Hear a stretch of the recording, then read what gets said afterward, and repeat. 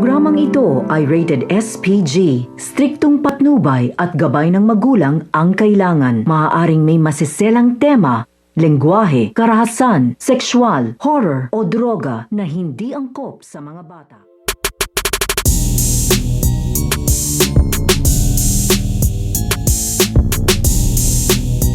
Ang pagsugod nito nga ni nito nga ni Presidente Oscar tapos Aguila at ito nga si Camilo dito nga sa palasyo. At sa kanilang pagdating dito nga sa palasyo ay agad-agad nga sila ditong sasalubungin nito nga si Lily. Kaya ito nga si Lily ay kinagulat nga dito ang biglaang pagsugod ng tapos Aguila kasama nga ito nga si Camilo. Kaya nga ito nga si Camilo ay galit na galit nga ito dito nga kay Lily at sinisigawan nga niya ito na ibalik na nga daw dito ito nga daw kanyang pamilya. So ito naman si Presidente Oscar ay binabantaan na dito ito nga si Lily dahil ito na nga daw ang kanyang katapusan at magbabayad nga daw siya sa lahat nga daw ng kanyang kasalanan. Kaya ito nga si Lily ay nagmamakaawa nga ito dito nga kay Lakado Dalisay na wag nga daw siyang papaslangin dahil tinututukan na nga dito nito nga ni Lakado Dalisay at ang tapos Aguila ito nga si Lily upang hindi nga daw ito maglaban at makapag-utos upang magkaroon nga daw ng malaking gulo dito nga daw sa palasyo at iniiwasan nga nila dito na magkaroon nga ng malaking gulo o bakbakan nga dito nga sa palasyo upang hindi na nga doon lumala